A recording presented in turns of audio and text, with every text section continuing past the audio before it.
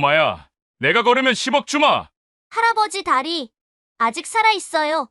10살 하늘의 순수한 목소리가 거대한 저택의 거실에 울려 퍼졌어요.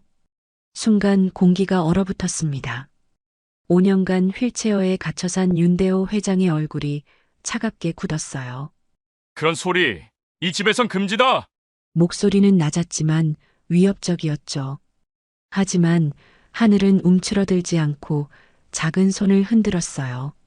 색깔이 보여요. 할아버지 다리에서 파란색이 나와요. 간병인인 엄마 혜진의 얼굴이 창백해졌어요. 첫날부터 이런 일이 생기다니. 그런데 놀라운 건 그날 밤부터 대호의 꿈에 변화가 일어나기 시작했다는 거예요. 과연 10살 아이가 본 그 파란색의 정체는 무엇일까요? 그리고 하늘과 대호 사이에는 어떤 숨겨진 연결고리가 있을까요? 어디서 보고 계신지 댓글로 남겨주세요. 시간은 그날로 거슬러 올라갑니다. 서울에서 1시간 남짓 떨어진 곳, 소나무 숲이 병풍처럼 둘러선 언덕 위에 한옥과 양옥이 어우러진 다저택이 자리하고 있었어요. 청아재단 별장이라 불리는 이곳은 겉보기엔 고요했지만 그 고요함 속엔 무거운 침묵이 흐르고 있었죠. 11월 오후 마당 한편에서는 낙엽이 바람에 휘돌고 있었습니다. 그 소리만이 이 거대한 집의 정막을 깨트리는 유일한 소음이었어요. 대문 앞 표지석에는 청아재단 이사장 별장이라는 글자가 새겨져 있었지만 그 글자들조차 세월의 흔적으로 발해 있었죠. 서재에서 윤대호는 휠체어에 몸을 맡긴 채 창밖을 내다보고 있었습니다. 58세, 한때 청아산업을 일으킨 거물이었던 그의 얼굴엔 세월의 무게가 깊게 패여 있었어요. 회색 머리는 단정히 빗어 넘겼지만 턱수염엔 며칠간 손질하지 않은 흔적이 역력했죠. 그의 어깨는 여전히 넓었지만 등은 구부정했습니다. 고급 울 소재의 회색 카디건을 걸친 그의 모습엔 과거의 위험이 희미하게 남아 있었어요. 무릎 위에 놓인 체크무늬 담요 아래로는 5년째 감각을 잃은 다리가 있었습니다. 책상 위에는 먹다만 검은 커피 한 잔과 펼쳐놓은 신문이 있었어요. 그러나 그는 한 줄도 읽지 않은 채 허공을 응시하고 있었죠. 벽시계가 오후 2시를 가리키고 있었습니다. 회장님, 문을 두드리는 소리와 함께 차과장이 들어섰어요. 45세의 그는 언제나 각진 안경과 깔끔한 정장 차림이었죠. 손에는 서류 뭉치를 들고 있었고 얼굴엔 약간의 긴장감이 스쳐 지나갔습니다. 새 간병인이 도착했습니다. 대호는 고개를 돌리지도 않았어요. 창밖 벚나무 가지가 바람에 살랑거리는 모습만 바라보고 있었죠. 또 그런가? 목소리는 무감정했습니다. 지난 5년간 수십 명의 간병인이 왔다 갔거든요. 길게는 2달, 짧게는 일주일 만에 모두 떠났죠. 이번엔 조금 다릅니다. 아이가 함께 왔습니다. 그제야 대호의 눈썹이 미세하게 움직였어요. 휠체어가 천천히 돌아갔습니다. 아이라고? 딸이라고 하더군요. 10살 정도 되어 보입니다. 어머니가 혼자 키우는 것 같고요. 차과장은 서류를 내려다보며 덧붙였어요. 김혜진이라고 합니다. 38세, 간병인 경력 3년. 추천인은 서울대병원 간호부장입니다. 대호의 입가에 차가운 미소가 스쳤습니다. 이 집이 타가소로 보이나? 거절하시겠습니까? 사실 요즘 간병인 구하기가. 차과장의 말이 끝나기 전에 대호가 손을 들었어요. 잠시 침묵이 흘렀습니다. 창밖으로는 구름 한 점 없는 가을 하늘이 펼쳐져 있었죠. 멀리서 까마귀 울음소리가 들려왔어요. 일단 보자. 1층 현관 앞 검은 승용차 한 대가 서 있었어요. 차에서 내린 건 30대 후반으로 보이는 여자와 어린 소녀였습니다. 김혜진은 베이지색 간호복 위에 얇은 베이지 카디건을 걸쳤고 머리는 단정히 포니테일로 묶었어요. 얼굴엔 피로의 흔적이 있었지만 눈빛은 맑았죠. 미세한 주근깨가 코끝에 점점이 박혀 있었고 입술은 얇지만 온화한 인상이었어요. 그녀의 손을 꼭 잡고 선 김하늘은 흰색 블라우스에 회색 치마를 입고 있었습니다. 중간 길이의 검은 머리를 두 갈래로 묶었고 작은 스케치북이 든 가방을 어깨에 메고 있었어요. 눈이 유독 크고 또렷해서 호기심 많은 아이의 전형적인 모습이었죠. 운전기사가 트렁크에서 캐리어 2개를 꺼냈습니다. 하나는 큰 것, 하나는 아이용 작은 것이었어요. 안녕하세요. 김혜진입니다. 혜진은 정중히 허리를 숙여 인사했습니다. 목소리는 부드러웠지만 어딘지 긴장한 기색이 역력했어요. 아무래도 이런 대저택에서 일하는 게 처음인 모양이었죠. 차 과장이 현관 계단을 내려와 앞으로 나섰습니다. 차 과장입니다. 이쪽으로 오세요. 그는 혜진에게는 정중했지만 하늘을 보는 시선엔 약간의 불편함이 섞여 있었어요. 대리석으로 된 현관을 지나 거실로 들어서자 하늘의 눈이 휘둥그레졌어요. 5미터가 넘는 높은 천장과 화려한 크리스털 샹들리에 그리고 벽면 가득 진열된 고급 도서들이 한눈에 들어왔거든요. 가운데 놓인 가죽 소파는 고급스러웠지만 어딘지 차가운 느낌이었죠. 우와, 도서관 같아요. 하늘이 작게 탄성을 내뱉자 혜진이 딸의 손을 살짝 잡아당겼습니다. 조용히 해야지, 하늘아. 네, 엄마. 하늘은 고개를 끄덕였지만 여전히 두리번거리며 신기해했어요. 특히 벽에 걸린 대형 유화에 시선이 머물렀죠. 산 풍경을 그린 그림이었는데 어딘지 쓸쓸한 느낌이 들었어요.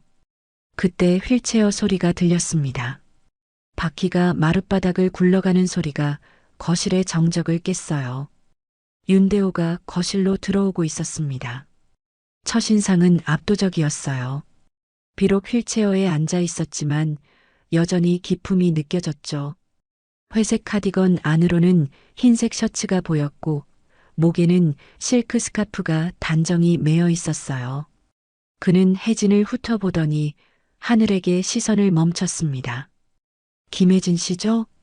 네, 맞습니다. 혜진이 다시 한번 허리를 숙였어요. 나이는 38입니다. 경력은? 질문은 간결하고 직접적이었어요. 면접관의 그것과 같았죠. 혜진은 차분히 대답했습니다. 간병인 자격증 취득 후 3년간 노인 전문 병원에서 일했습니다. 주로 중풍 환자분들을 담당했고요. 이혼했나? 갑작스러운 질문에 혜진의 얼굴이 굳었어요. 남편을 5년 전에 잃었습니다. 사고인가? 네. 더 이상 묻지 않는 게 나을 것 같다는 분위기였어요. 대호의 시선이 하늘에게로 향했습니다. 아이는 겁먹지 않고 그를 똑바로 바라보고 있었죠. 아이는 왜 데려왔나? 죄송합니다. 사정상 맡길 곳이 없어서 절대 방해되지 않도록 하겠습니다. 혜진의 목소리에 간절함이 묻어났어요. 이 집은 놀이터가 아니다. 대호의 말에 혜진의 얼굴이 더욱 굳었어요. 그러나 하늘은 몇 걸음 앞으로 나아가더니 대호에게 말했습니다. 안녕하세요, 할아버지. 할아버지는 무슨 윤 회장님이라고 불러라. 대호의 목소리에 차가운 기운이 실렸어요. 하지만 하늘은 고개를 갸웃하더니 천진한 표정으로 말했습니다. 할아버지 다리 아직 살아있어요. 순간 거실의 공기가 얼어붙었어요. 혜진의 얼굴이 창백해졌고 차 과장은 놀란 듯 하늘을 쳐다봤죠. 샹들리에에서 떨어지는 빛마저 차갑게 느껴졌어요. 하하. 꼬마야, 내가 걸으면 10억 주마. 대호의 얼굴엔 차가운 분노가 스쳤습니다. 그런 소리, 이 집에선 금지다. 목소리는 낮았지만 위협적이었어요. 그러나 하늘은 움츠러들지 않고 작은 손을 흔들었습니다. 정말이에요. 색깔이 보여요. 할아버지 다리에서 파란색이 나와요. 혜진이 급하게 하늘의 손을 잡았어요. 하늘아, 그만해. 죄송합니다, 회장님. 아이가 어려서. 대호는 휠체어를 돌려 거실을 나가려 했습니다. 바퀴 소리가 바닥에 울렸어요. 그러나 문턱에서 멈춰 서더니 뒤돌아봤습니다. 일주일만 시험해 보겠다. 아이가 문제를 일으키면 즉시 나가라. 차 과장이 모녀를 2층 게스트룸으로 안내했어요. 계단을 올라가며 혜진은 집안의 화려한 장식들을 둘러봤죠. 복도 벽에는 값비싼 도자기와 그림들이 진열되어 있었어요. 이쪽입니다. 문을 열자 넓은 방이 나타났습니다. 방은 깨끗했지만 어딘지 차가웠어요. 창가에는 작은 소파가 놓여 있었고 침대는 더블 사이즈였죠. 화장실도 딸려 있었어요. 식사는 아래 식당에서 하시면 됩니다. 회장님 식사 시간은 따로 말씀드리겠고요. 차 과장이 설명하고 나가자 혜진은 짐을 풀며 한숨을 내쉬었습니다. 하늘아, 앞으로 정말 조심해야 해. 함부로 그런 말하면 안 돼. 왜요? 정말로 보이는걸요. 하늘은 침대에 앉아 다리를 흔들며 말했어요. 그래도 어른들은 그런 말 싫어하셔. 특히 아픈 분들은 더 그래. 혜진은 딸 옆에 앉아 부드럽게 머리를 쓰다듬었어요. 하늘아, 엄마가 여기서 일해야 해. 우리가 살려면 돈이 필요하거든. 알겠지? 네, 엄마. 조용히 할게요. 하늘은 창가로 가서 밖을 내다봤어요. 넓은 정원에는 오래된 벚나무가 서 있었고 그 아래서 나이든 남자가 낙엽을 치우고 있었죠. 허리가 굽었지만 움직임은 부지런했어요. 엄마, 저기 할아버지는 누구예요? 혜진도 창가로 와서 내려다봤습니다. 정원사 아저씨 같네. 나중에 인사드려야겠다. 저녁 시간 대호는 서재에서 혼자 식사를 했습니다. 하녀가 가져온 된장찌개와 생선구이, 나물 반찬들이 소반 위에 올려져 있었어요. 평소처럼 몇 숟가락 떠먹다가 젓가락을 내려놓았죠. 차 과장이 들어와 보고했어요.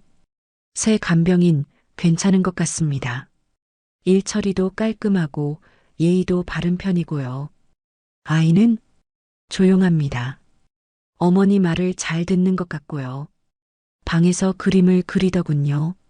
대호는 포크를 내려놓았어요. 그 아이가 한 말. 그런 헛소리는 처음이군. 아이들이 종종 그런 상상을 하지 않습니까? 특별한 능력이 있다고 생각하거나. 차 과장은 조심스럽게 말했어요. 상상이라. 대호는 창밖을 바라봤습니다. 어둠 속에서 벚나무 가지가 바람에 흔들리고 있었어요. 5년 전 그 나무 아래서 일어난 일이 문득 떠올랐죠. 휠체어에서 넘어져 땅에 누워있던 그날의 기억이요. 회장님, 내일 일정은? 내일 얘기는 내일 하자. 차 과장이 나가고 나자 대호는 책상 서랍을 열었어요. 안에는 오래된 사진 한 장이 있었습니다. 5년 전 청하산업 건설 현장에서 찍은 단체 사진이었어요. 그 안에는 김태수라는 젊은 산업의사가 웃고 있었죠. 밤 10시 집안은 고요했습니다. 혜진은 대호의 저녁 약을 챙기고 방으로 돌아왔어요. 하늘은 침대에 누워 그림책을 보고 있었죠. 엄마, 이 집 이상해요. 왜? 혜진이 하늘 옆에 앉아 아이가 말했어요. 사람들이 다 슬퍼 보여요.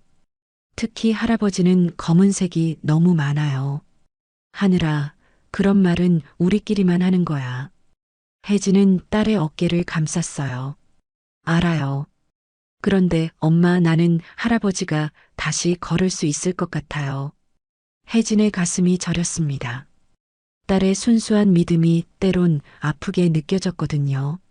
하늘아, 세상엔 우리가 어떻게 할 수 없는 일들이 있어. 아빠도 그런 거였어요? 혜진은 대답하지 못했어요. 5년 전 그날의 기억이 아직도 생생했거든요. 폭우가 쏟아지던 그날 밤, 남편 김태수는 청하산업 건설 현장에서 사고를 당했죠. 무너진 비계 더미 아래 깔려서 한편 대호는 서재에서 잠들지 못하고 있었습니다. 하늘의 말이 자꾸 맴돌았어요. 다리가 살아있다는 그 말이요. 5년 전 그 사고 이후 그는 수많은 의사들을 만났습니다. 서울대병원, 삼성병원, 미국 존스홉킨스까지 모두가 같은 말을 했죠.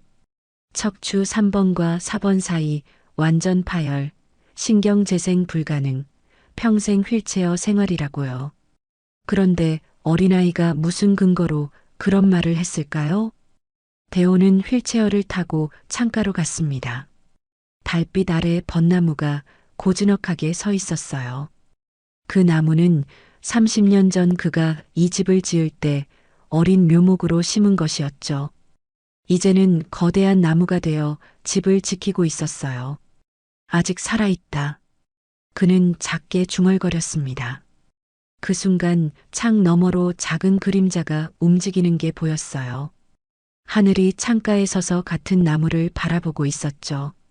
두 사람의 시선이 공중에서 마주쳤습니다. 하늘이 손을 흔들자 대호는 황급히 커튼을 쳤어요. 그렇게 첫날 밤이 지나갔습니다. 청아재단 별장에 새로운 바람이 불기 시작한 것도 모른 채로요. 5년간 굳게 닫혀있던 대호의 마음 한구석에 작지만 깊은 균열이 생기기 시작했죠. 밤 12시를 알리는 시계 소리가 고요한 집안에 울려 퍼졌어요.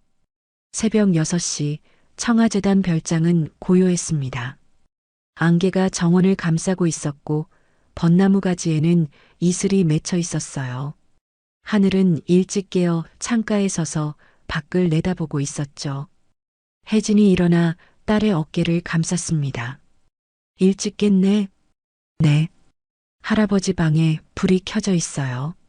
하늘이 가리킨 곳을 보니 정말 대호의 서재에 희미한 불빛이 새어나오고 있었어요. 벌써부터 깨어있는 모양이었죠. 할아버지도 잠을 못 주무시나 봐. 혜진은 작게 중얼거렸습니다. 간병인 일을 하면서 잠 못 드는 환자들을 많이 봤거든요. 특히 오래 누워 지내는 분들은 밤낮이 바뀌는 경우가 많았죠. 아침 8시 혜진은 대호의 아침 식사를 준비하러 부엌으로 향했어요. 하녀 박 씨가 이미 죽을 끓이고 있었습니다. 회장님은 보통 몇 시에 드세요? 9시 정도요. 입맛이 없으셔서 많이 안 드셔요. 박 씨는 걱정스러운 표정으로 말했어요. 60대 중반의 그녀는 이 집에서 10년 넘게 일했죠. 약도 많이 드시나요? 네. 혈압약, 소화제, 수면제까지 한 주먹은 되죠. 혜진은 고개를 끄덕였습니다. 오랜 투병 생활로 인한 스트레스가 클 것 같았어요. 그때 위층에서 하늘의 밝은 목소리가 들려왔습니다. 좋은 아침이에요, 다리 씨. 박 씨가 놀란 표정을 지었어요. 저 아이가. 혜진이 급하게 계단으로 뛰어 올라갔습니다. 하늘이 대호 방문 앞에 서서 손을 흔들고 있었어요. 하늘아, 뭐 하는 거야? 인사하는 거예요. 다리 씨한테. 다리 씨라니? 혜진이 당황하고 있을 때 문이 열렸습니다. 대호가 휠체어를 타고 나왔어요. 얼굴에는 짜증이 가득했죠. 시끄럽다. 새벽부터 무슨 소리냐? 그러나 하늘은 겁먹지 않고 환하게 웃었습니다. 안녕하세요. 다리 씨도 좋은 아침이에요. 대호의 미간이 찌푸려졌어요. 다리 씨라는 게 뭐냐? 할아버지 다리요. 아직 살아있다고 했잖아요. 혜진이 황급히 하늘의 손을 잡았어요. 하늘아, 죄송해요, 회장님. 아이가 아직 됐다. 대호가 차갑게 말을 자르고 휠체어를 돌렸어요. 그러나 하늘의 다음 말에 멈춰 섰습니다. 다리 씨가 외로워해요. 뭐라고? 파란색이 점점 작아지고 있어요. 원래는 더 컸는데. 대호의 눈빛이 흔들렸어요. 5년 전 사고 직후에는 분명 다리에 감각이 있었거든요. 아주 희미하게 남아요. 헛소리 그만해라. 그는 방으로 들어가 문을 닫았습니다. 하지만 묘하게 그 말이 마음에 남았어요. 오전 10시 혜진은 대호의 물리치료를 도와주고 있었습니다. 침실 한쪽에 마련된 간이 치료실에서 다리 마사지를 하고 있었어요. 언제부터 치료를 받으셨어요? 혜진이 조심스럽게 물었습니다. 5년째다. 효과는 어떠세요? 대호는 대답하지 않았어요. 창밖 정원을 바라보고만 있었죠. 혜진의 손길은 부드러웠지만 전문적이었어요. 제가 전에 담당했던 환자분도 척추 손상이었는데요. 처음엔 전혀 반응이 없다가 2년 만에 조금씩. 그런 희망 고문은 충분히 들었다. 대호의 목소리가 날카로웠어요. 몸보다 마음이 먼저 굳으면 아무 치료도 안 통해요. 혜진이 차분하게 말했습니다.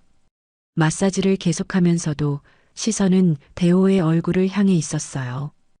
의사가 수백 명이었지만 다 소용없었어. 대호가 눈을 피하며 말했습니다. 의사는 몸만 고치죠. 마음은 본인이 고치는 거예요. 혜진의 말에 대호는 씁쓸하게 웃었어요. 마음이라 그런 게 남아있기나 한지. 점심시간 하늘은 식당에서 혼자 식사를 하고 있었어요. 혜진은 대호 곁에서 식사를 도와주고 있었거든요. 차과장이 들어와 하늘 옆에 앉았습니다. 혼자 먹기 힘들지 않니? 괜찮아요. 하늘은 밥을 오물오물 씹으며 대답했어요. 그런데 다리씨가 뭐야? 아침에 들었는데. 차과장의 목소리에 약간의 비아냥이 섞여 있었어요. 할아버지 다리요. 다리가 사람이니? 아니요. 그런데 말을 걸어요. 차과장이 웃었습니다. 그러나 그 웃음은 따뜻하지 않았어요. 재미있는 상상이구나. 그런데 어른들한테 그런 말하면 안 된다는 거 알지? 왜요? 어른들은 현실적이거든. 없는 걸 있다고 하면 거짓말쟁이라고 생각해. 하늘의 표정이 시무룩해졌어요. 저는 거짓말 안 해요. 그래. 그런데 앞으로는 조심하자. 차과장은 하늘의 머리를 쓰다듬었지만 눈빛은 차가웠습니다. 오후 3시 대호는 서재에서 업무를 보고 있었어요. 차과장이 서류를 들고 들어왔습니다. 청하산업부지 매각건입니다. 진행 상황은 매수 희망자가 나타났습니다. 조건도 나쁘지 않고요. 대호는 서류를 훑어봤어요. 5년 전 사고가 일어난 그 건설 현장이었죠. 빨리 정리하자. 네. 그런데 회장님. 차과장이 조심스럽게 말을 꺼냈어요. 새 간병인에 대해서인데요. 뭔가 문제라도? 아이가 너무 특이합니다. 직원들 사이에 소문이 나고 있어요. 대호의 눈썹이 올라갔어요. 무슨 소문? 아이가 특별한 능력이 있다고. 색깔을 본다고 하던데요. 헛소리다. 그렇게 생각하시죠? 그런데 만약 이런 소문이 밖으로 새어나가면 차과장의 의도를 알아챈 대호가 날카롭게 쳐다봤어요. 그래서 아무것도 아닙니다. 다만 조심스럽다는 생각이. 저녁 시간 혜진은 대호의 약을 정리하고 있었어요. 혈압약, 진통제, 수면제. 정말 많은 종류였죠. 약이 많으시네요. 의사들이 주는 대로 먹는 거다. 대호가 무심하게 대답했어요. 수면제는 언제부터 드세요? 사고 후부터. 잠이 안 오세요? 대호는 대답하지 않았습니다. 사실 매일 밤 악몽에 시달렸거든요. 그날의 기억, 무너지는 비계, 그리고 하늘이 문을 살짝 열고 고개를 내밀었어요. 엄마 다 했어요? 응, 거의. 하늘이 방 안을 들여다보다가 대호에게 말했습니다. 할아버지 눈은 슬픈 하늘색이에요. 대호가 하늘을 쳐다봤어요. 아이의 눈빛은 묘하게 따뜻했죠. 슬픈 하늘색이라. 네. 비 올 것 같은 색이에요. 대호는 말없이 창밖을 바라봤습니다. 정말 구름이 몰려오고 있었어요. 그의 눈빛에 아주 작은 미소가 번졌습니다. 밤 9시 하늘은 침대에서 그림을 그리고 있었어요. 크레용으로 그린 그림에는 휠체어에 앉은 사람이 있었죠. 그런데 신기하게도 그 사람 주변에 파란색과 회색이 섞여 있었어요. 뭘 그리는 거야? 혜진이 옆에 앉아 물었습니다. 할아버지요. 할아버지가 슬퍼 보이네. 네. 그런데 여기 봐요. 하늘이 그림의 한 부분을 가리켰어요. 다리 부분에 작은 파란색 점들이 있었죠. 이게 뭐야? 다리씨예요. 아직 살아있다고 말하는 부분. 혜진은 딸의 그림을 오랫동안 바라봤어요.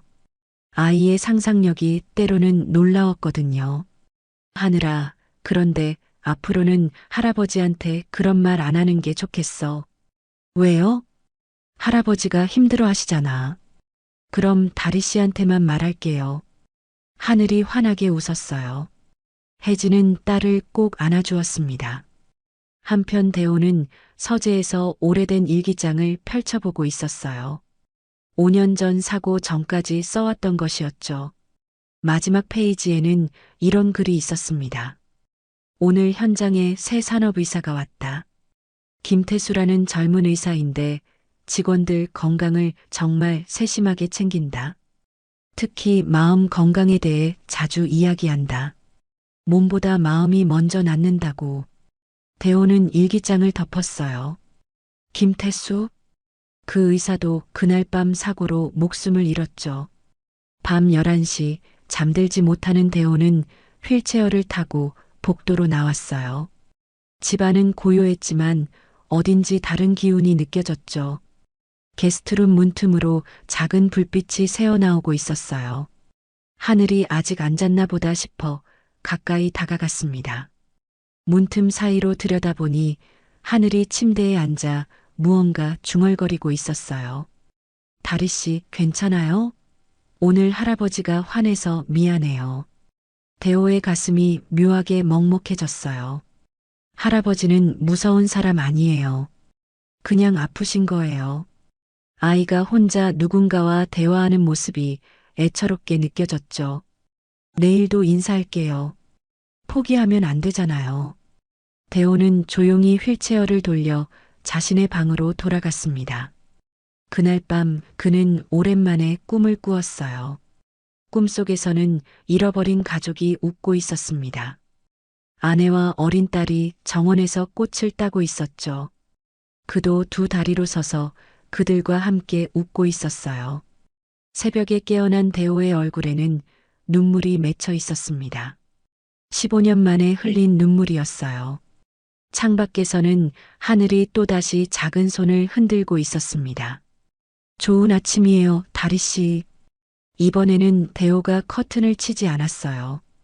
대신 작게, 정말 작게 고개를 끄덕였죠. 그 작은 변화의 시작이었습니다. 사흘이 지나자 청와재단 별장의 분위기가 조금씩 달라지고 있었어요. 직원들 사이에서는 작은 변화들이 감지되고 있었죠. 대호가 예전보다 일찍 일어나고 식사량도 늘었다는 소문이 돌았습니다.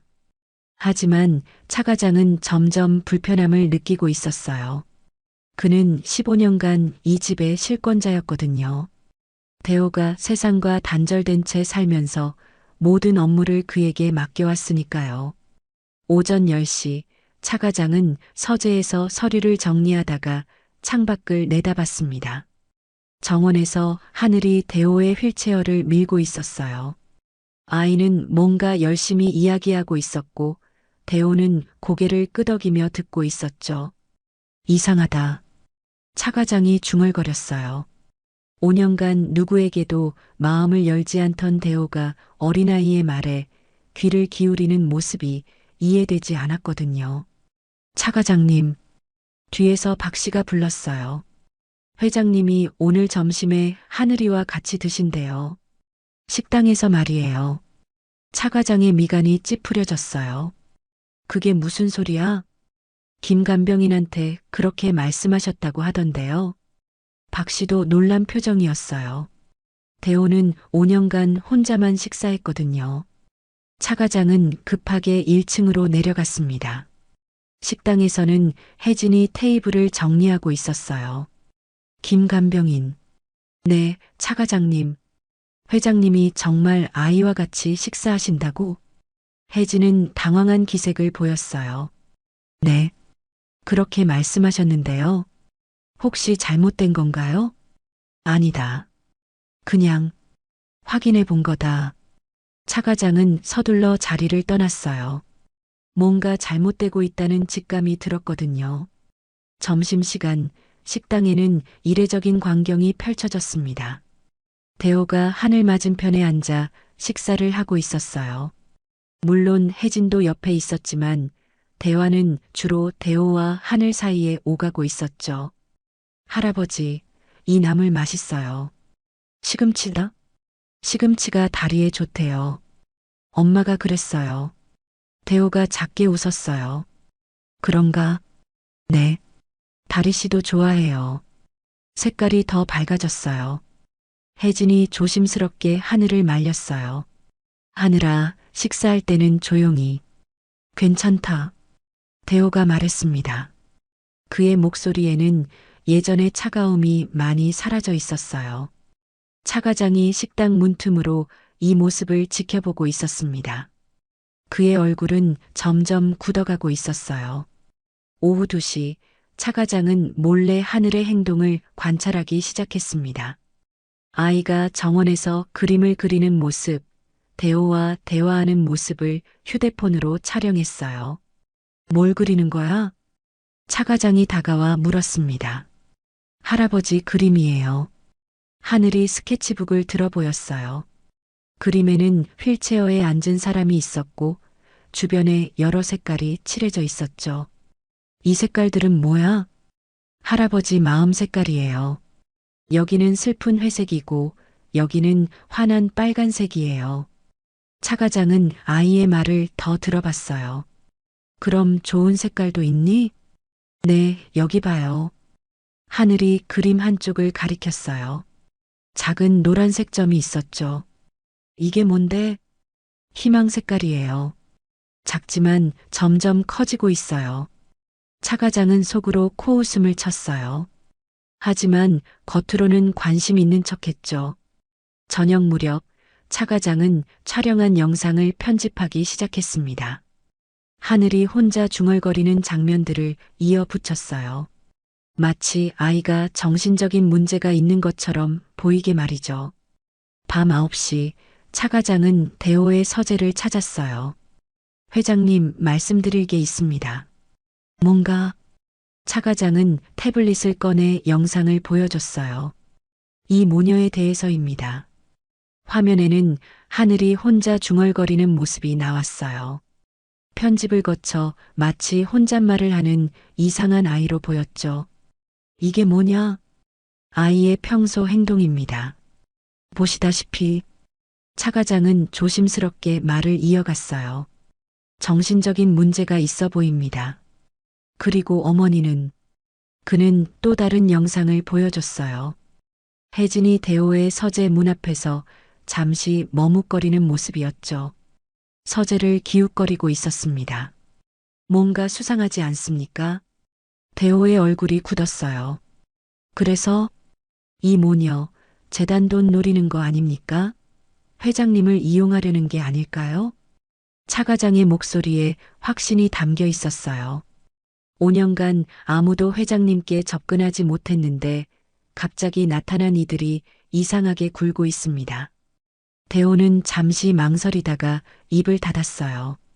영상 속 모습들이 의심스럽게 보이기 시작했거든요. 조심해서 나쁠 건 없겠지. 그럼 일단 거리를 두자. 다음 날 아침 분위기가 달라졌어요. 대호는 하늘이 인사해도 대답하지 않았죠.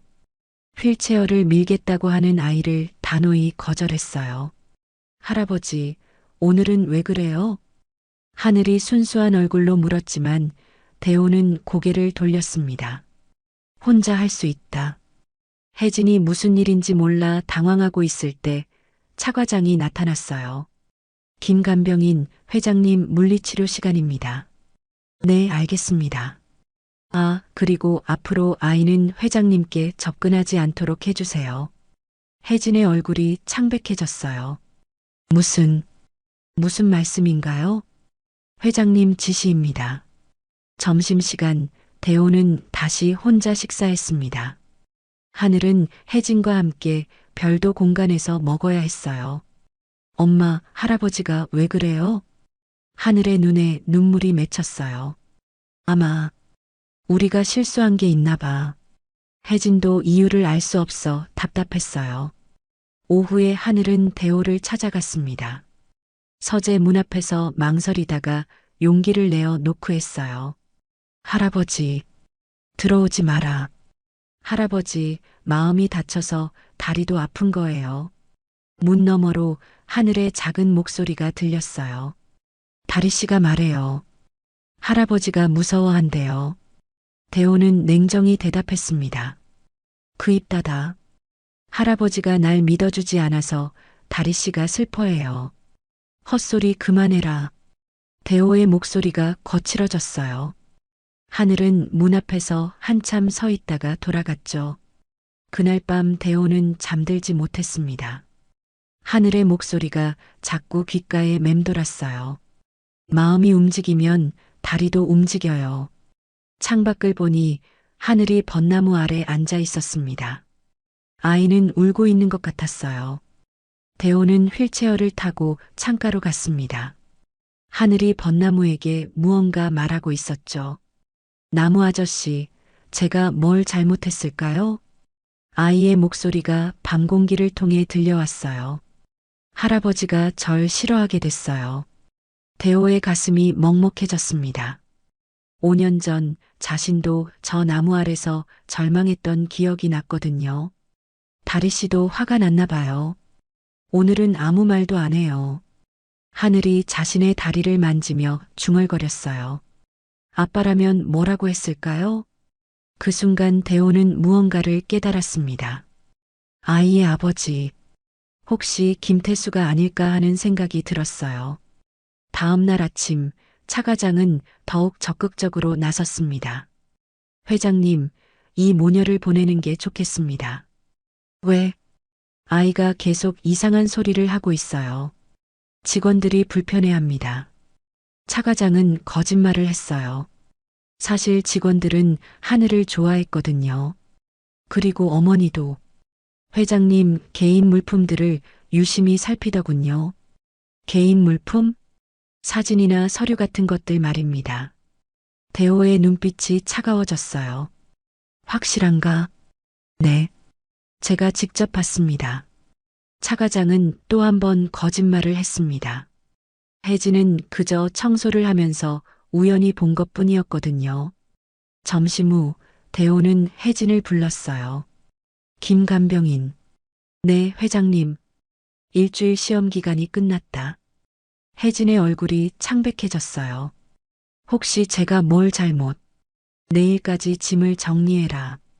회장님, 제발 기회를 한 번 더. 결정된 일이다. 대호는 돌아서려다가 멈춰 섰어요.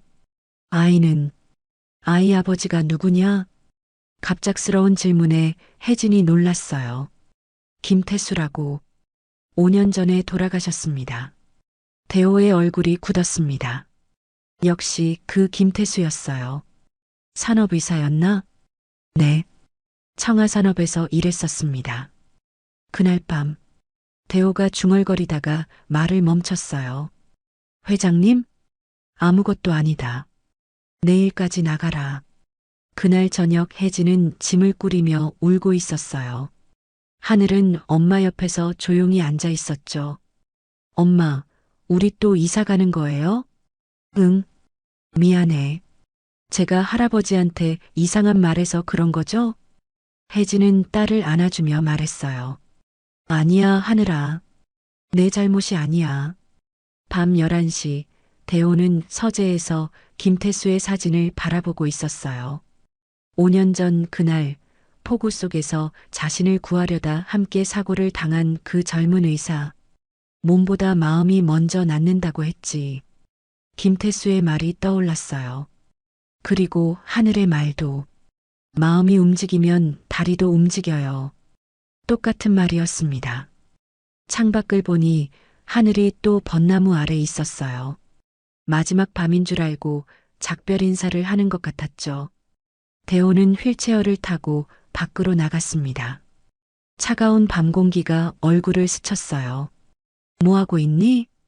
하늘이 놀라서 돌아봤어요. 할아버지, 밤에 나와 있으면 감기 걸린다. 괜찮아요. 내일 떠날 거니까. 하늘의 목소리가 쓸쓸했어요. 아빠한테 인사하고 있어요. 아빠? 네. 아빠가 여기서 일했다고 했거든요. 5년 전에. 대호의 가슴이 철렁했습니다. 너희 아빠가 김태수? 네.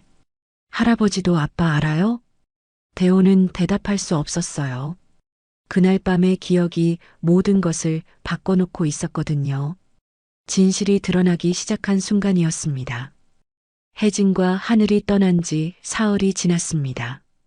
청아재단 별장은 다시 예전의 침묵 속으로 돌아갔어요. 그러나 대호는 이상하게 마음이 편치 않았죠. 새로운 간병인은 50대 중반의 경험 많은 여성이었습니다. 일 처리는 완벽했지만 말수가 적었어요. 대호가 원하던 바로 그런 사람이었죠. 회장님, 물리치료 시간입니다. 새 간병인 정 씨가 말했어요. 오늘은 하지 않겠다. 그러시면 근육이 더 굳어집니다. 상관없다. 대호는 창밖만 바라보고 있었어요. 벚나무 아래 빈자리가 자꾸 눈에 들어왔죠. 차 과장이 들어와 보고했습니다.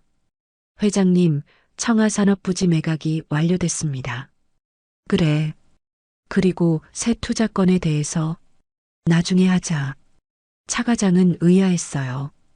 예전 같으면 바로 결정을 내렸을 텐데 말이죠. 혹시 몸이 안 좋으신가요? 아니다. 하지만 대호의 표정은 어딘지 공허했어요. 그날 오후 멀리서 아이 웃음소리가 들려왔습니다. 대호가 창가로 가보니 정원사 노만식이 어린 손자와 함께 있었어요. 67세의 노만식은 30년간 이 집 정원을 돌봐온 사람이었죠. 마른 체구의 흰 수염 그리고 언제나 온화한 미소를 지닌 그였어요. 할아버지, 이 꽃 이름이 뭐예요? 국화란다. 예뻐요. 5살 된 손자가 꽃을 만지며 좋아했어요. 그 모습을 보던 대호의 가슴이 먹먹해졌습니다. 며칠 전 하늘의 모습과 겹쳐 보였거든요. 그때 노만식이 고개를 들어 대호와 눈이 마주쳤어요. 잠깐의 눈짓이 오갔지만 곧 시선을 피했죠. 저녁 무렵 대호는 서재에서 옛 일기장을 다시 펼쳤습니다. 김태수에 대한 기록들을 찾아보고 있었어요. 새 산업의사 김태수, 직원들과 허물없이 지낸다. 특히 아픈 사람들을 보는 눈빛이 따뜻하다. 김 의사가 또 이상한 말을 했다. 몸이 아프면 마음도 아프고 마음이 아프면 몸도 아프다고.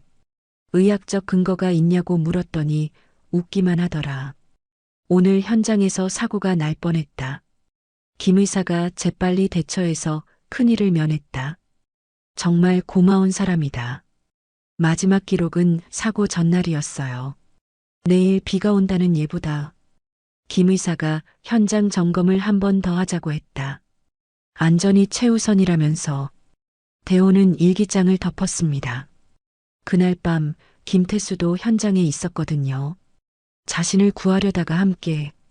밤 10시 대호는 잠들지 못하고 복도를 돌아다녔어요. 게스트룸 앞을 지나며 문득 발걸음을 멈췄죠. 며칠 전까지 하늘이 있던 방이었어요. 문을 살짝 열어보니 깨끗하게 정리되어 있었습니다. 하지만 창가 소파 위에 작은 것이 놓여 있었어요. 크레용 하나였습니다. 파란색 크레용이죠. 대호는 그것을 집어들었어요. 하늘이 다리씨 색깔이라고 했던 바로 그 색이었죠. 며칠 뒤 아침 예상치 못한 일이 일어났습니다. 대호가 정원에서 물리치료를 받고 있을 때 정원 입구 쪽에서 익숙한 목소리가 들려왔어요. 엄마, 여기 맞아요? 하늘의 목소리였습니다. 대호가 고개를 돌려보니 혜진이 하늘의 손을 잡고 서 있었어요. 두 사람 모두 조심스러운 표정이었죠. 뭐하러 왔나? 대호의 목소리는 차가웠어요. 혜진이 앞으로 나서며 말했습니다. 죄송합니다. 하늘이가 꼭 할 말이 있다고 해서. 할아버지. 하늘이 작은 가방에서 뭔가를 꺼냈어요. 크레용으로 그린 그림이었죠. 이거 드리려고 왔어요. 그림에는 휠체어에 앉은 사람이 있었고 그 주변에 무지개가 그려져 있었어요. 다리 부분엔 특히 파란색이 진하게 칠해져 있었죠. 뭐 하는 짓이야? 차 과장이 어디선가 나타나 소리쳤어요. 회장님께서 오지 말라고 했는데. 죄송합니다. 금방 갈게요. 혜진이 황급히 사과했습니다. 하늘은 그림을 대호 무릎에 올리고 말했어요. 할아버지, 다리 씨가 보고 싶어 해요. 제발 포기하지 마세요. 그 순간이었습니다. 하늘이 뒤로 물러서다가 정원 계단에 발을 헛디뎠어요. 몸이 뒤로 넘어가려는 순간이었죠. 본능적으로 대호가 손을 뻗었습니다. 그리고 일어났어요. 휠체어에서 몸이 일어서면서 하늘을 잡으려 손을 뻗은 거예요. 순간 정원이 조용해졌습니다. 대호 자신도 혜진도 하늘도 차과장도 모두 얼어붙었어요. 대호는 믿을 수 없다는 듯 자신의 다리를 내려다봤습니다. 휠체어 앞에 서 있는 자신의 모습이 믿기지 않았어요. 지금 내가 일어섰나? 목소리가 떨렸습니다.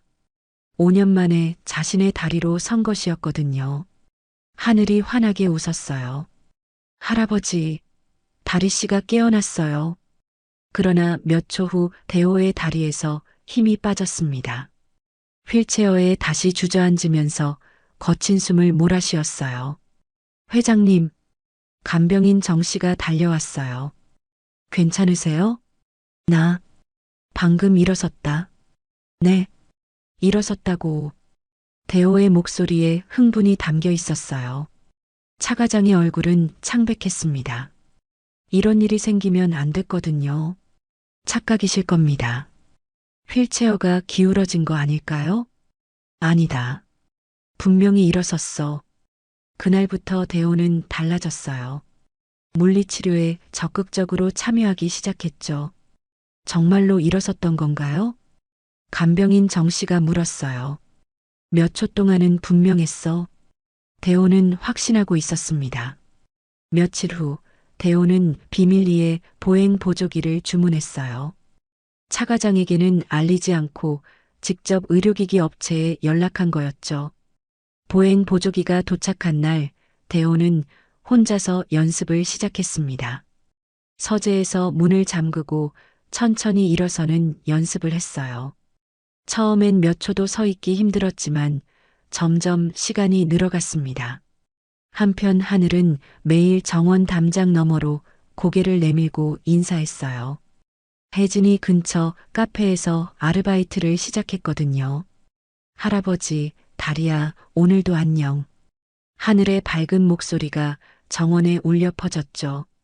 대호는 처음엔 못 본 척했지만 점점 창가로 나와 손을 흔들어 주기 시작했어요. 차 과장은 멀리서 그 모습을 보고 이를 갈았습니다. 감히 내 자리를 위협해? 이 집의 주인은 나야. 그는 다시 한번 계획을 세우기 시작했어요. 이번엔 더 확실하게 하늘 모녀를 몰아내려고 했죠. 일주일이 지나자 대호는 보행 보조기의 의지에 몇 걸음까지 걸을 수 있게 됐어요. 물론 아직 불안정했지만 분명한 진전이었죠. 회장님, 요즘 컨디션이 좋아 보이시네요. 간병인 정 씨가 말했어요. 그런가? 네. 얼굴색도 좋아지고 식욕도 늘었고요. 정말 그랬어요. 대호는 5년 만에 처음으로 희망을 느끼고 있었거든요. 그날 저녁 대호는 노만식을 불렀습니다. 노정원사. 네, 회장님. 앉아봐. 노만식이 조심스럽게 의자에 앉았어요. 5년 전 그날 밤. 기억하나? 노만식의 얼굴이 굳었습니다. 회장님, 사실대로 말해봐. 김태수 의사와 어떤 관계였나? 잠시 침묵이 흘렀어요. 노만식은 오랫동안 숨겨온 이야기를 꺼내야 할 순간이 왔다는 걸 알았죠. 제가 그분의 장인이었습니다. 대호의 눈이 커졌어요. 장인? 네. 딸 혜진이와 결혼한 지 2년 후에 사고가. 그럼 하늘이는 제 외손녀입니다. 대호는 충격에 빠졌어요. 30년간 자신의 집 정원을 돌봐온 노만식이 하늘의 외할아버지였다니. 왜 지금까지 말하지 않았나? 차 과장이 절대 말하지 말라고 했습니다. 혹시라도 알게 되면 저희 가족 모두 쫓아낼 거라고. 대호의 얼굴이 굳었어요. 차 과장이 이 모든 걸 알고 있었다는 뜻이었거든요. 그날 밤 태수는 왜 현장에 있었나? 회장님을 구하려고. 무너지는 비계 아래 깔린 회장님을 보고 노만식의 목소리가 떨렸어요. 제 사위가 회장님 목숨을 구했습니다. 그리고 본인은. 대호는 모든 진실을 깨달았어요. 김태수가 자신을 구하다가 죽었다는 것을, 그리고 차 과장이 이 모든 걸 숨기고 있었다는 것을. 그날 밤 대호는 잠들지 못했습니다. 죄책감과 분노가 교차했어요. 새벽녘 그는 보행 보조기의 의지에 일어섰습니다. 그리고 천천히, 정말 천천히 창가로 걸어갔어요. 창밖에는 벚나무가 서 있었습니다. 5년 전 그날 김태수가 자신을 구한 바로 그 나무 아래에서 대호는 작게 중얼거렸어요. 고맙다, 태수야. 그리고 결심했습니다. 진실을 밝히고 차 과장의 거짓말을 폭로하겠다고. 무엇보다 하늘과 혜진에게 진정한 사과를 해야겠다고 말이죠. 다음 날부터 대호의 진짜 반격이 시작될 예정이었어요. 노만식과의 대화 이후 사흘이 지났습니다. 대호는 매일 밤 보행 보조기의 의지에 서재를 걸어다니며 생각에 잠겨 있었어요. 김태수의 죽음에 대한 진실, 그리고 차 과장이 숨겨온 모든 것들이 머릿속에서 맴돌았죠.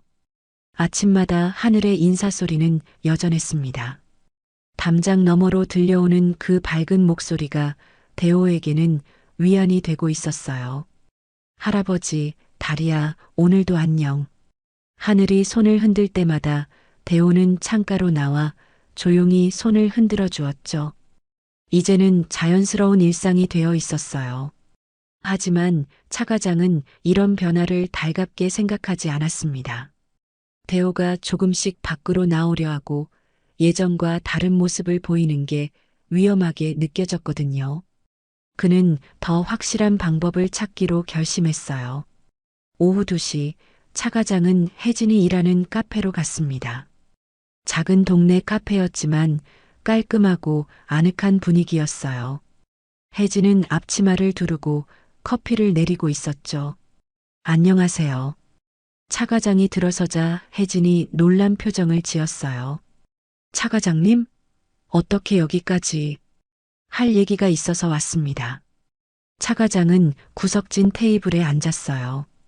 혜진이 커피를 가져다 주자 조심스럽게 말을 꺼냈죠. 힘들어 보이시네요. 괜찮습니다. 혜진의 대답은 짧았어요. 하지만 차 과장은 그녀의 피곤한 얼굴을 놓치지 않았죠.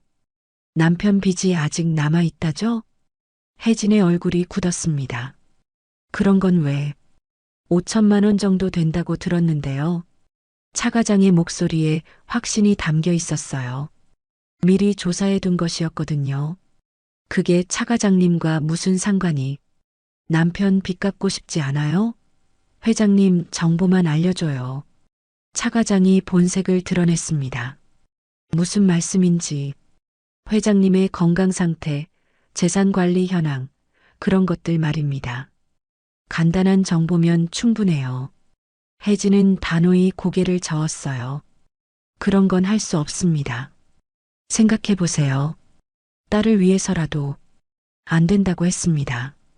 혜진의 목소리가 단호했어요. 차 과장은 아쉬워하는 표정을 지으며 일어섰죠. 그럼 어쩔 수 없네요. 생각이 바뀌면 연락하세요. 그는 명함을 테이블에 놓고 나갔어요. 하지만 이 모든 대화는 차 과장의 계획된 연극이었습니다. 대호가 볼 수 있는 곳에서 의도적으로 만난 것이었거든요. 그날 저녁 차 과장은 대호에게 보고했어요. 회장님, 이상한 일이 있었습니다. 뭔가? 김혜진이 제게 접근해 왔습니다. 대호의 눈썹이 올라갔어요. 접근이라니? 회장님 정보를 알려달라고 하더군요. 대가로 돈을 주겠다고. 차 과장은 교묘하게 사실을 비틀었어요. 그래서 당연히 거절했죠. 그런데 계속 부탁하더군요. 대호의 얼굴이 어두워졌습니다. 혹시라는 마음으로 믿어보려 했는데 결국은 돈이 목적이었나 싶었어요. 역시 돈이 목적이었군. 그의 목소리에 실망이 담겨 있었어요. 다음 날 아침 하늘이 평소처럼 담장 너머로 인사했을 때 대호는 나타나지 않았어요. 창문도 굳게 닫혀 있었죠. 할아버지, 안 계세요? 하늘이 몇 번 불렀지만 대답이 없었어요. 점심시간 혜진과 하늘이 함께 다시 찾아왔습니다. 하늘이 왜 할아버지가 인사를 안 받는지 궁금해했거든요. 할아버지, 아픈 거예요? 하늘이 정원에서 소리쳤어요. 그제야 대호가 휠체어를 타고 나타났습니다. 하지만 표정이 차가웠어요. 왜 왔나? 할아버지가 인사를 안 받으셔서. 하늘의 목소리가 작아졌어요. 이제 그런 건 하지 마라. 대호의 차가운 말에 하늘의 얼굴이 시무룩해졌어요. 혜진이 앞으로 나섰습니다. 회장님, 혹시 제가 뭘 잘못, 당신이 뭘 원하는지 안다. 대호의 시선이 날카로워졌어요. 정말 모르겠습니다. 차 과장한테 내 정보를 달라고 했다면서? 혜진의 얼굴이 창백해졌어요. 그게 오해입니다. 차 과장님이 저한테 변명은 됐다. 대호가 말을 끊었어요. 그는 이미 마음을 정한 상태였죠. 하늘이 울면서 말했어요. 할아버지 마음이 무서워서 그래요. 혹시 진짜 나으면 다시 살아야 하니까. 아이의 말이 대호의 가슴을 찔렀어요. 하지만 그는 고개를 돌렸죠. 헛소리 마라. 할아버지는 다리가 나으는 게 무서운 거예요. 하늘의 목소리가 높아졌어요. 하늘아, 그만해.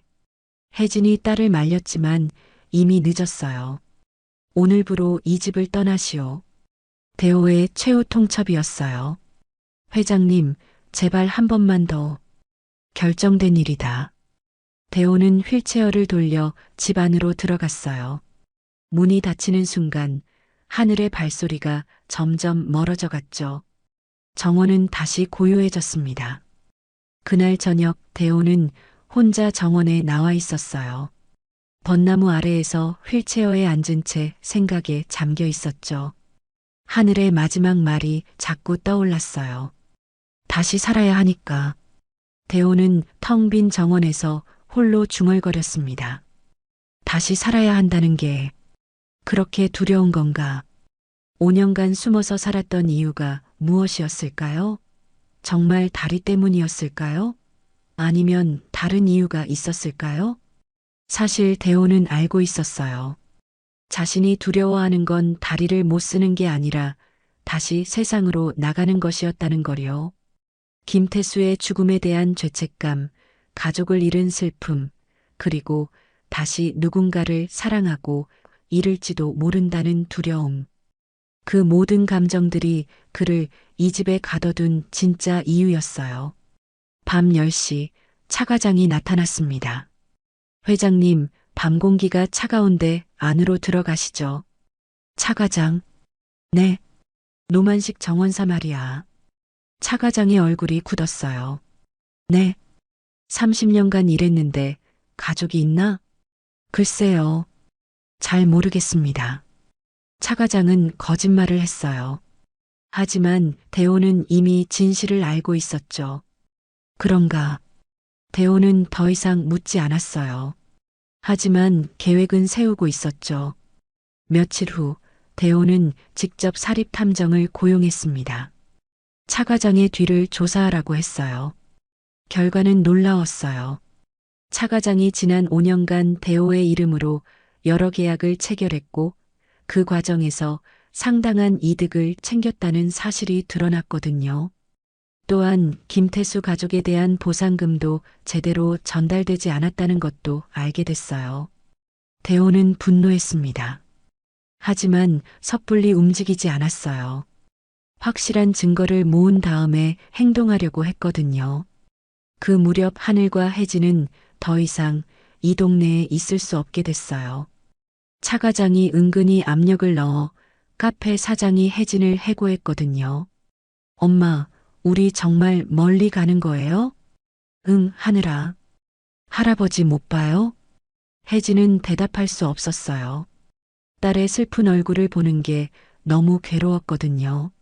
짐을 싸던 중에 하늘이 마지막으로 그림 하나를 그렸어요. 휠체어에 앉은 할아버지와 벚나무가 그려진 그림이었죠. 그리고 그 아래 작은 글씨로 이렇게 썼어요. 할아버지, 다리 씨랑 행복하세요. 마지막 밤, 하늘은 창가에 서서 멀리 보이는 청와재단 별장을 바라봤어요. 할아버지, 안녕. 작은 손을 흔들며 작별 인사를 했죠. 바람에 실려 그 인사가 대호에게 들렸을까요? 그날 밤 대호는 유난히 잠을 이루지 못했어요. 뭔가 중요한 걸 놓치고 있다는 느낌이 계속 들었거든요.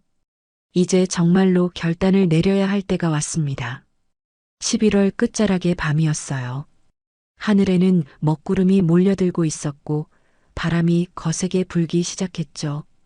일기예보에서는 밤사이 폭우가 쏟아질 거라고 했어요. 대호는 서재에서 사립탐정이 보내온 자료들을 검토하고 있었습니다. 차 과장의 비리를 입증할 결정적 증거들이었어요. 횡령, 문서 위조, 그리고 김태수 가족에 대한 보상금 가로채기까지. 창밖으로 첫 빗방울이 떨어지기 시작했어요. 그때 박 씨가 급하게 들어왔습니다. 회장님, 큰일 났어요. 뭔가? 하늘이와 혜진 씨가 오늘 밤 떠난다고 해요. 노만식 할아버지가 그러는데. 대호의 손이 멈췄어요. 떠난다고? 네. 짐도 다 쌌대요. 새벽 버스 타고 부산으로 간다고. 번개가 하늘을 가로질렀습니다. 곧이어 천둥 소리가 울려 퍼졌어요. 대호는 급하게 휠체어를 돌렸습니다. 그리고 1층으로 내려가 현관문을 열었어요.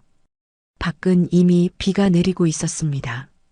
굵은 빗방울들이 정원을 때리고 있었어요. 멀리 담장 너머로 작은 불빛이 보였어요. 노만식의 집이었죠. 그곳에서 하늘 모녀가 마지막 밤을 보내고 있을 거였어요. 대호는 망설이지 않고 휠체어를 몰고 마당으로 나갔습니다. 하늘아, 가지마. 그의 목소리가 빗속에 울려 퍼졌어요. 하지만 거리가 너무 멀었죠. 비가 점점 거세어졌습니다. 휠체어 바퀴가 젖은 땅에 미끄러지기 시작했어요. 회장님, 위험합니다. 간병인 정 씨가 우산을 들고 뛰어왔어요. 하지만 대호는 멈추지 않았죠. 그때였습니다. 휠체어가 나무 뿌리에 걸려 기울어졌어요. 몸이 앞으로 쏠리면서 휠체어에서 떨어질 뻔했죠. 본능적으로 대호는 두 손을 뻗어 균형을 잡으려 했습니다. 그 순간 다리에서 미세한 감각이 느껴졌어요. 지금이다. 대호는 휠체어에서 일어섰습니다. 바람에 휩쓸려 휘청거렸지만 쓰러지지 않았어요. 심장이 터질 듯 뛰었습니다. 다리가 미세하게 움직이는 게 느껴졌어요. 움직여라. 제발 한 걸음만. 그는 간절히 기도했어요. 그리고 일어났습니다. 오른발이 앞으로 나갔어요. 비틀거렸지만 한 걸음을 내디딘 거였죠. 움직인다. 기쁨과 놀라움이 뒤섞인 외침이었어요. 한 걸음, 또 한 걸음. 대호는 빗속에서 아이를 향해 걸어가기 시작했습니다. 비록 휘청거리고 넘어질 뻔했지만 분명히 걷고 있었어요. 정원을 가로지르는데 10분이나 걸렸습니다. 평소라면 2분 거리였지만 5년 만에 자신의 다리로 걷는 거였으니까요.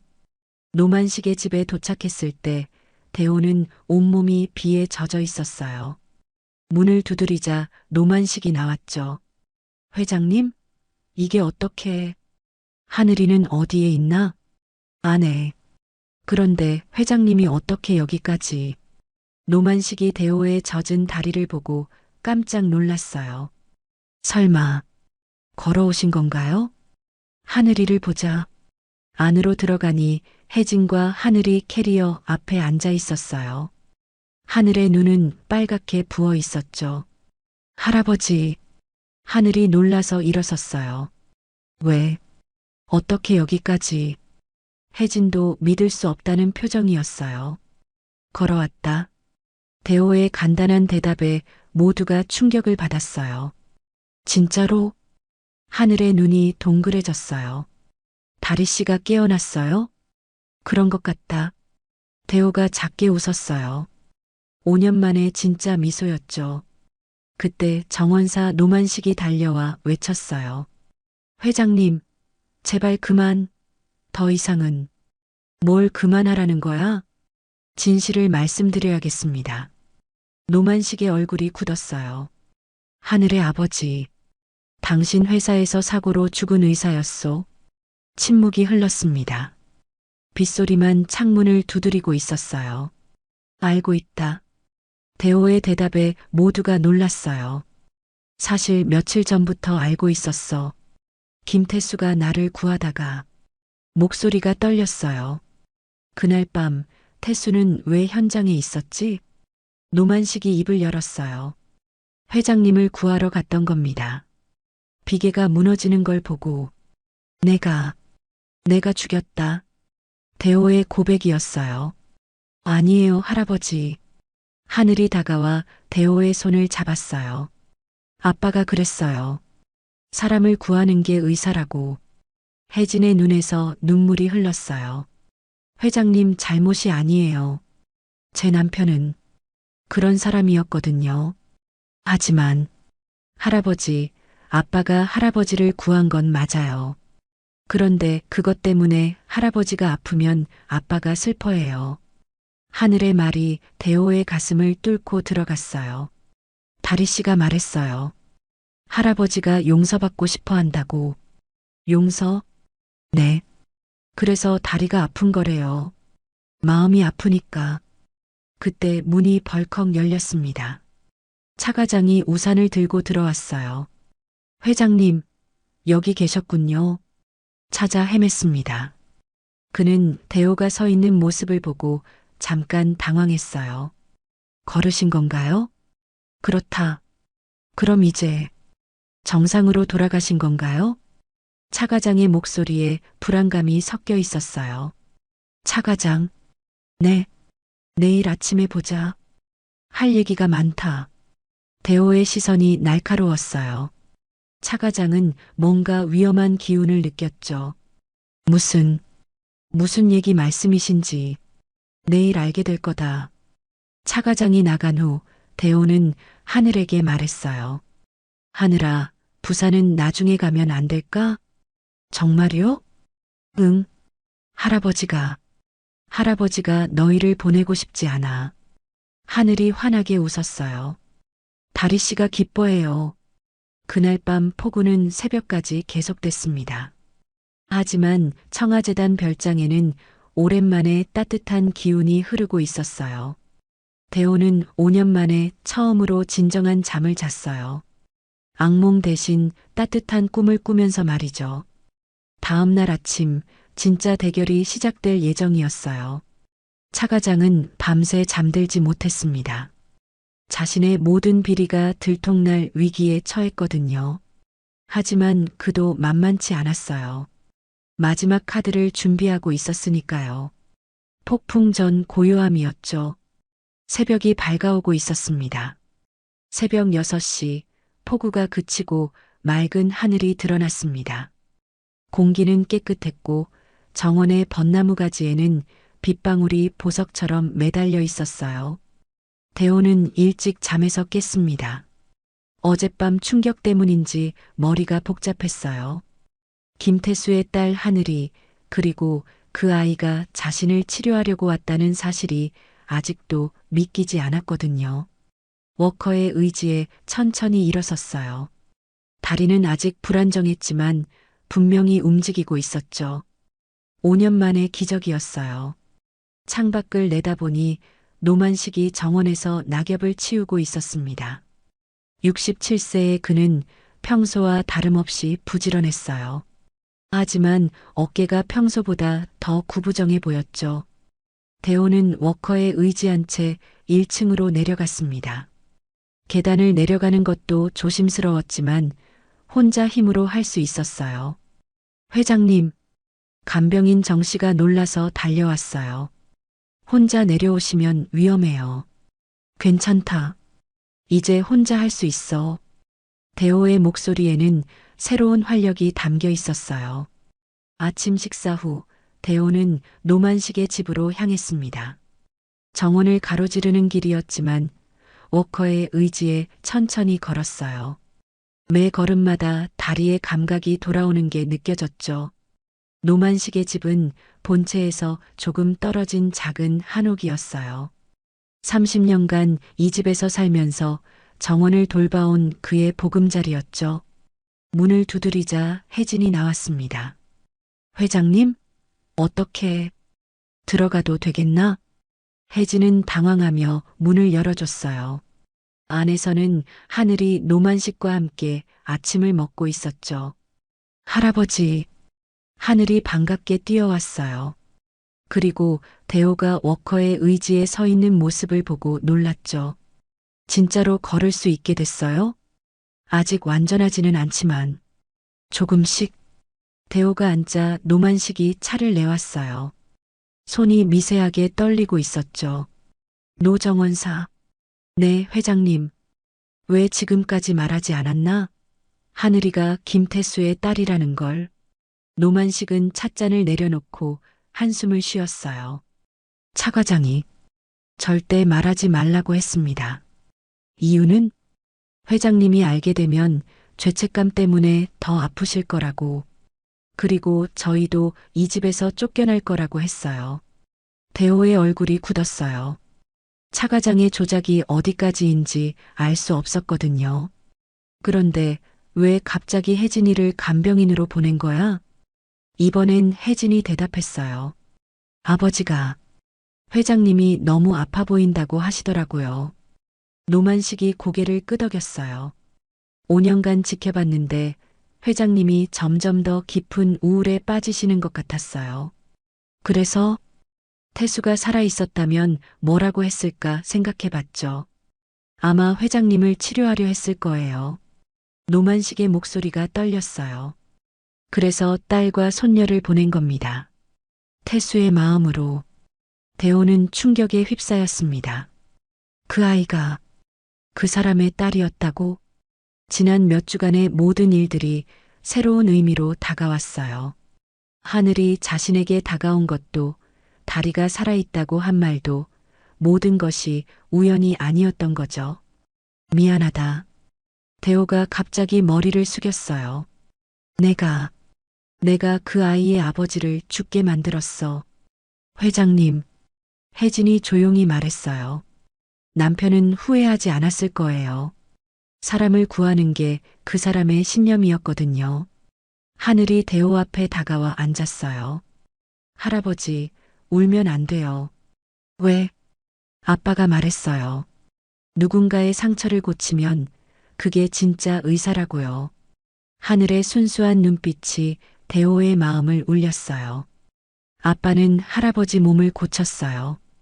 그래서 할아버지가 아프면 안 되는 거예요. 그제야 대호는 무너졌습니다. 5년간 억눌러왔던 감정들이 한꺼번에 쏟아져 나왔어요. 그래. 그 아이는 날 치유하려 온 거였구나. 눈물이 흘렀어요. 50대 중반의 남자가 어린 아이 앞에서 우는 모습이었죠. 노만식이 조용히 덧붙였어요. 그 모녀를 당신 곁으로 보낸 것도 나였소. 왜 이제야 말하는 거야? 차 과장 때문이었습니다. 그가 모든 걸 조작했어요. 노만식은 5년간 숨겨온 이야기를 쏟아내기 시작했어요. 사고 후 김태수 가족에 대한 보상금이 제대로 전달되지 않았어요. 차 과장이 중간에서 가로챘거든요. 뭐라고? 그리고 회장님이 세상과 단절되기를 바랐어요. 그래야 자신이 이 집의 실권을 쥘 수 있으니까요. 대호의 분노가 치솟았어요. 그래서 나를 속인 거군. 네. 하늘이가 다가가는 것도 막으려 했고 혜진 씨에게 누명을 씌우려고도 했어요. 세 사람의 눈물이 한데 섞여 흘렀습니다. 30년간 쌓인 오해와 5년간의 아픔이 비로소 해소되는 순간이었어요. 하늘이 작은 손으로 대호의 손을 잡았어요. 할아버지, 이제 다 괜찮아요. 정말? 네. 다리 씨도 기뻐하고 있어요. 이제 진짜로 깨어났다고. 오후 2시 대호는 워커의 의지의 본체로 돌아왔습니다. 차 과장이 서재에서 기다리고 있었어요. 회장님, 어디 다녀오셨습니까? 앉아봐. 대호의 목소리는 차가웠어요. 네. 5년간 수고 많았다. 차 과장의 얼굴이 굳었어요. 뭔가 위험한 기운을 느꼈거든요. 갑자기 무슨... 대호는 사립탐정이 조사한 자료들을 책상 위에 놓았어요. 이게 뭔지 아나? 차 과장이 서류를 보더니 얼굴이 창백해졌어요. 회장님, 이건 내 횡령 내역이다. 5년간 내 이름으로 얼마나 많은 돈을 빼돌렸는지 다 나와 있어. 오해입니다. 김태수 가족 보상금도 내가 가로챘지? 차 과장의 변명은 더 이상 통하지 않았어요. 증거가 너무 확실했거든요. 내일까지 모든 돈을 돌려주고 사직서를 내라. 회장님, 제발. 15년간 믿고 맡겼는데 이렇게 배신할 줄은 몰랐다. 대호의 목소리에는 실망과 분노가 섞여 있었어요. 차 과장이 무릎을 꿇고 빌기 시작했지만 대호는 돌아서지 않았어요. 나가라. 그날 저녁 대호는 김태수의 사진을 오랫동안 바라봤습니다. 미안하다, 태수야. 너의 가족을 제대로 돌봐주지 못해서. 사진 속 김태수는 여전히 따뜻하게 웃고 있었어요. 이제라도 늦지 않았다면 좋겠다. 밤 10시 하늘이 창가에서 손을 흔들었어요. 할아버지, 안녕히 주무세요. 이번에는 대호도 창을 열고 손을 흔들어줬어요. 너도 잘 자, 하늘아. 5년 만에 진짜 웃음이 돌아온 밤이었어요. 다음 날부터 새로운 시작이 될 예정이었죠. 차 과장은 결국 모든 돈을 토해내고 사직서를 제출했어요. 그리고 경찰서에 자수했죠. 대호는 김태수 가족에게 제대로 된 보상을 해주기로 결심했어요. 돈으로 모든 걸 해결할 수는 없지만 최소한의 도리는 지키려고 했거든요. 그리고 무엇보다 하늘이가 준 가장 큰 선물은 다시 살아갈 용기였어요. 워커에 의지하지만 다시 걸을 수 있게 된 다리, 그리고 다시 뛰기 시작한 마음. 진정한 치유가 시작되고 있었습니다. 1년 후 서울 근교의 한 언덕에 새로운 건물이 들어섰습니다. 하늘정원 재활센터라는 간판이 아침 햇살에 빛나고 있었어요. 개원식 날 많은 사람들이 모였습니다. 환자들, 의료진, 기자들, 그리고 지역 주민들까지 모두가 이 특별한 순간을 보려고 왔었죠. 오전 10시 현관문이 열리고 윤대호가 나타났습니다. 워커를 짚고 천천히 걸어 나오는 그의 모습에 사람들이 숨을 죽였어요. 1년 전과는 확연히 달랐습니다. 얼굴에 생기가 돌았고 눈빛도 따뜻했어요. 무엇보다 자신의 다리로 걷고 있다는 사실이 기적 같았죠. 안녕하십니까? 대호가 마이크 앞에 섰습니다. 목소리는 차분했지만 힘이 있었어요. 완전히 나은 건 아니지만 매일 조금씩 걸어요. 박수가 터져 나왔습니다. 진심 어린 격려의 박수였어요. 이 센터는 몸이 아픈 사람들을 위한 곳입니다. 하지만 더 중요한 건 마음을 치료하는 곳이라는 거죠. 대호의 시선이 객석을 둘러봤어요. 혜진과 하늘이 앞줄에 앉아 웃고 있었죠. 혜진은 이제 이곳의 상담실장이 되어 있었습니다. 1년간 재활 상담 과정을 이수하고 자격을 취득한 거였어요. 베이지색 블레이저를 입은 그녀의 모습은 당당하고 전문적이었죠. 하늘은 11살이 되어 더욱 밝아졌어요. 오늘도 작은 스케치북을 들고 있었고 새로운 아이들과 금세 친해져서 함께 그림을 그리고 있었죠. 1년 전 저는 절망 속에 있었습니다. 대호가 개원사를 계속했어요. 다리를 잃었다고 생각했고 세상과 단절된 채 살았죠.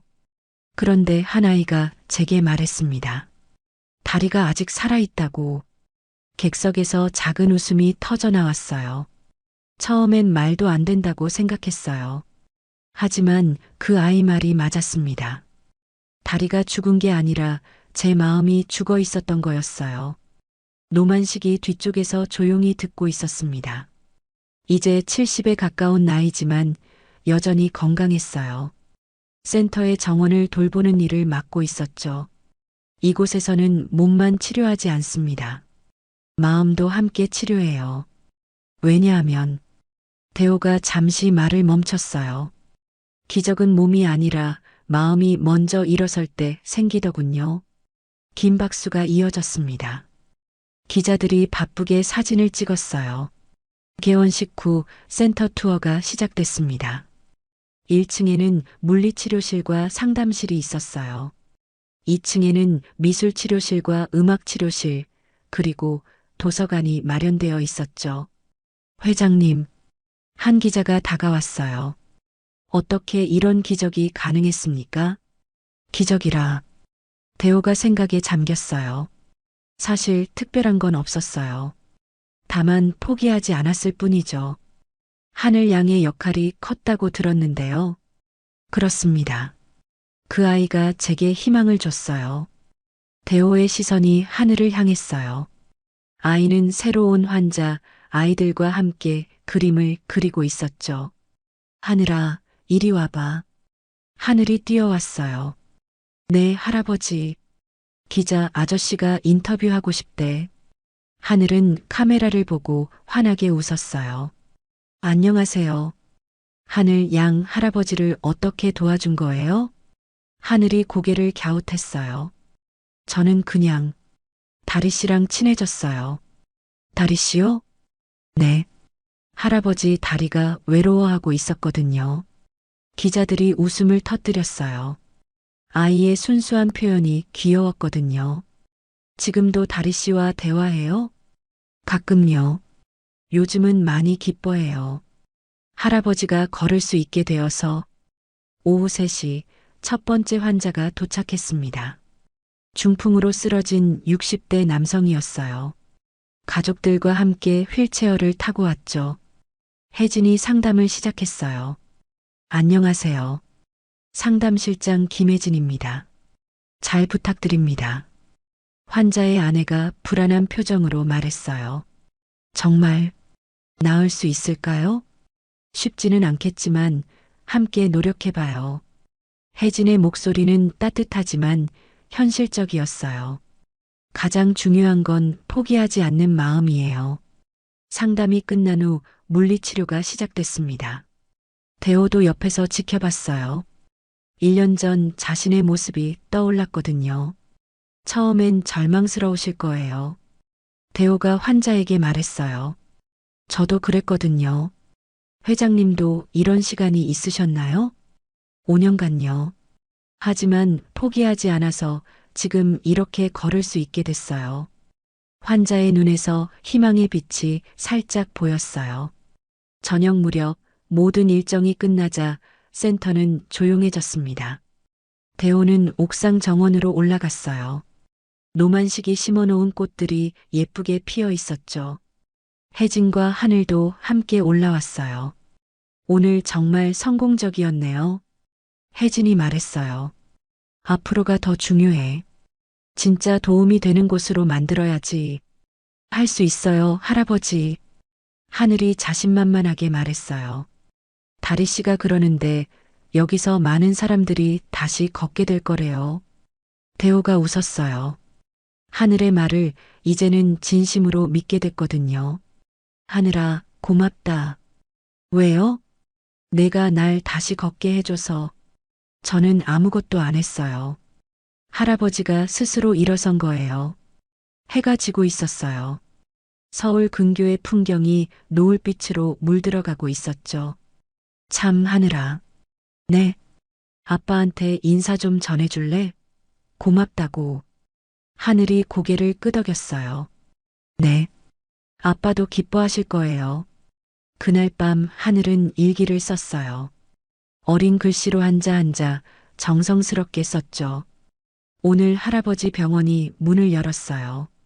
많은 사람들이 다시 걸을 수 있게 도와주는 곳이에요. 할아버지가 말했어요. 다리가 걷지 못해도 괜찮다고요. 마음이 함께 걸으니까요. 하늘의 내레이션이 잔잔히 흐르며 이야기가 마무리됐어요. 다리가 걷지 못해도 괜찮아요. 마음이 함께 걸으니까요. 청아재단 별장은 이제 하늘정원 재활센터가 되어 새로운 생명을 불어넣고 있었어요. 그곳에서는 매일 작은 기적들이 일어나고 있었죠. 몸이 불편한 사람들이 다시 희망을 찾고 가족들이 함께 웃으며 아이들이 꿈을 그려가는 곳. 그리고 무엇보다 마음이 먼저 걷기 시작하는 곳이었어요.